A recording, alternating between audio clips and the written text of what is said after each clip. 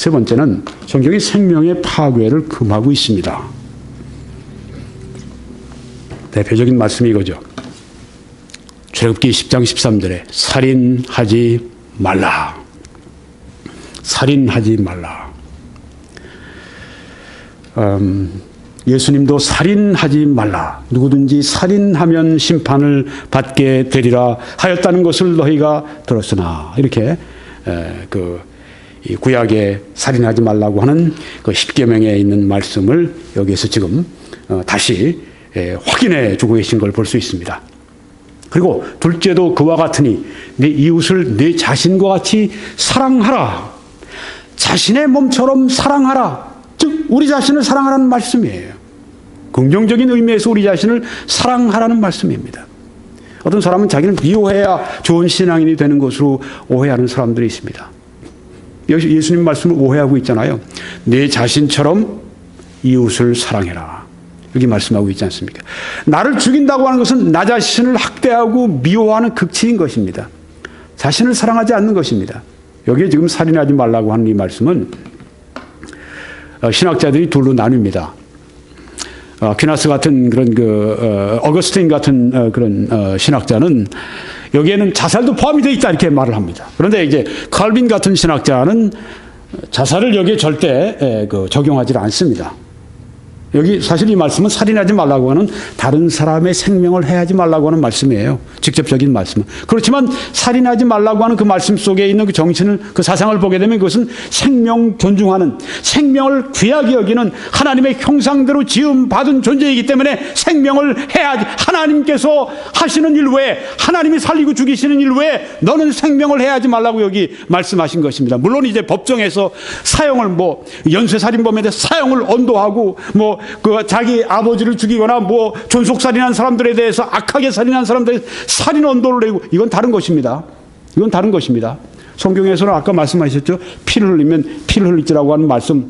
그건 공의로 갚아주는 그 죽이는 살생, 그거하고는 다른 것입니다. 이건 악한 의도를 품고 죽이는 것을 말합니다. 살인하지 말는데 여기에 이 말씀에 보면 바로 생명 존중의 사상이 있어서 거기에 나 자신을 죽이지 말라고 하는 것도 간접적으로 포함된다고 우리가 볼 수가 있다고 하는 것입니다. 그래서 우리는 결코 자살해서는 안 됩니다. 왜요? 생명을 해치는 것을 금하고 있기 때문입니다. 제가 인용을 좀 하겠습니다. 2년 전에 한국의 두 번째로 큰 교단인 대한예수교 장로회 통합 측에서 제99회 총회 정책 문서로 채택을 한 것이 있습니다. 이것은 자살에 대한 목회 지침서라고 하는 그런 이 문서입니다. 몇십 페이지짜리 문서인데 제가 다 읽어봤어요. 아주 이 통합 측의 이런 노력에 대해서 저는 아주 박수를 보내고 싶습니다. 네. 훌륭한 리더십을 한국 교회에 보여주셨다고 이렇게 생각이 됩니다. 왜냐하면 자살에 대한 목회 지침서가 꼭 필요한데 한국 교회에 여러 가지 오해 때문에 그걸 못하고 있는데 아주 담대하게 이 일을 했습니다. 이것이 바로 이 좋은 지도력입니다. 필요한 것에 오해를 무릅쓰고라도 그 성경적인 답변을 제시하려고 하는 것. 많은 것이 성경적인 답변이었어요.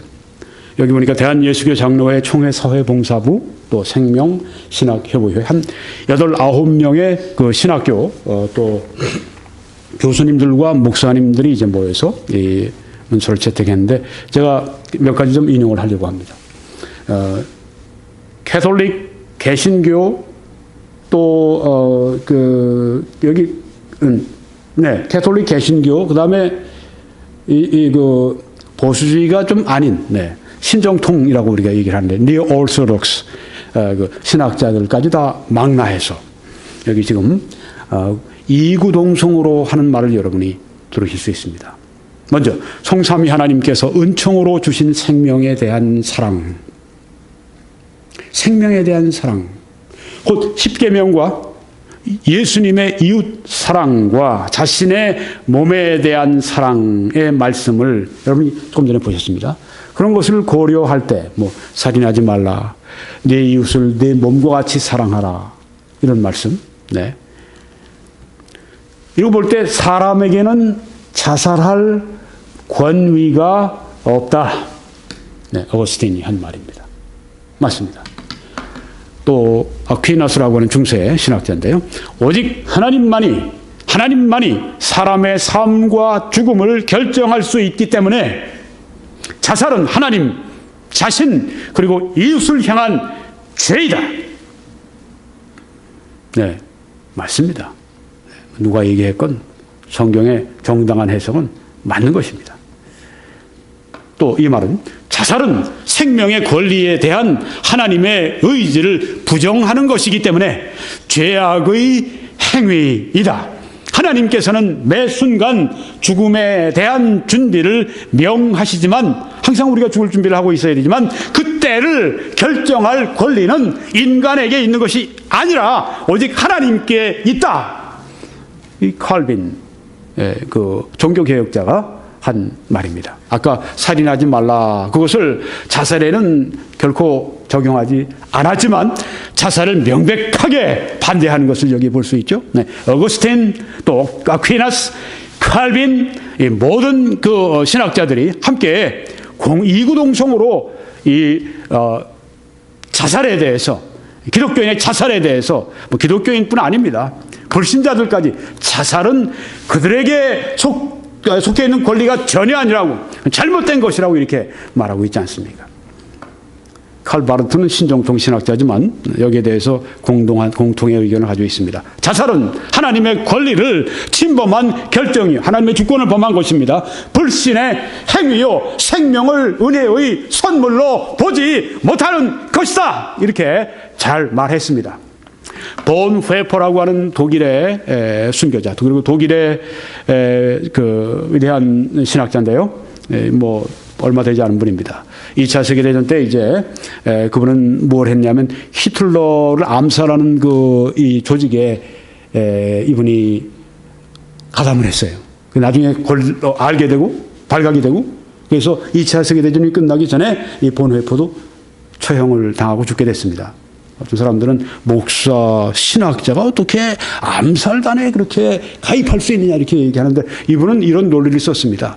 만약 미친 운전사가 운전대를 잡고 이 안에 있는 모든 승객들을 다 데리고 미쳐서 운전을 해서 사람들을 다 죽이려고 벼랑 끝으로 가는데 그 운전사를 죽이지 않으면 이 모든 승객이 죽는데 우리가 그 운전사를 죽이는 것이 마땅합니까? 마땅하지 않습니까? 여러분 어떻게 생각하십니까?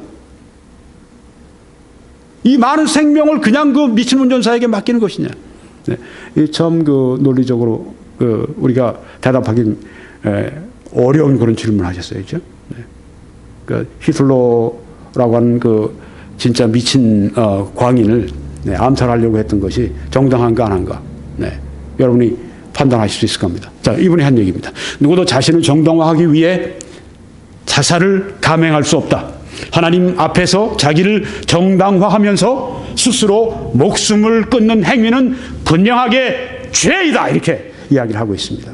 전 전에 한번 가장 기독교인들이 지을 수 있는 가장 큰 죄는 바로 자살이다. 그렇게 제가 강하게 표현했는데, 왜냐하면 여러분 이 사람들이 지을 수 있는 큰 죄가 뭘까요?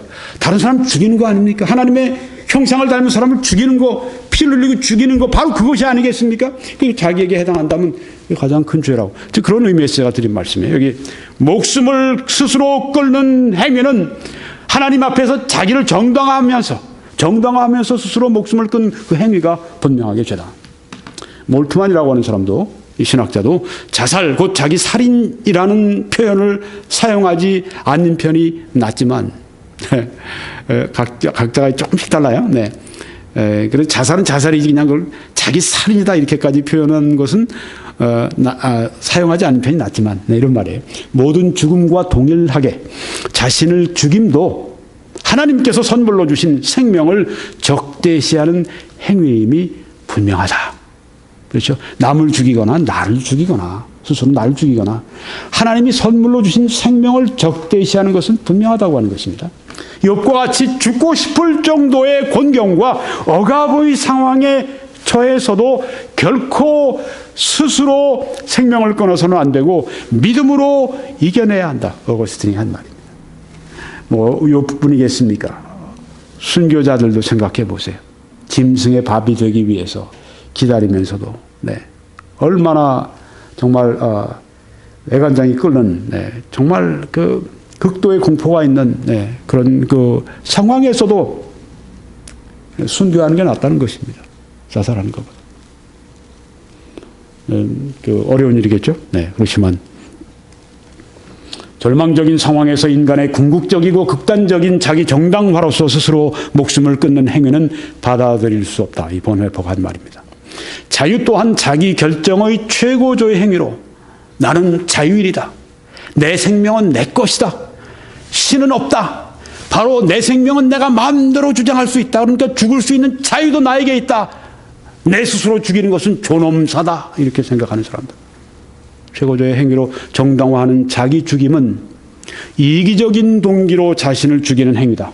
이러한 자기 죽임은 사회적 관계에 엄청난 파장의 슬픔을 야기한다. 우리가 자기 죽임을 실제적이고 사회적인 관계 속에서 이해할 때 사회적인 관계 속에 이해한단 말이에요. 그 사람 한 사람 죽으면 얼마나 많은 사람이 또 피해를 봅니까? 그런 의미에서 자유로운 자기 결정의 행위로서의 자기 죽음은 용납될 수 없다. 이렇게 몰트만이 또 얘기를 했습니다.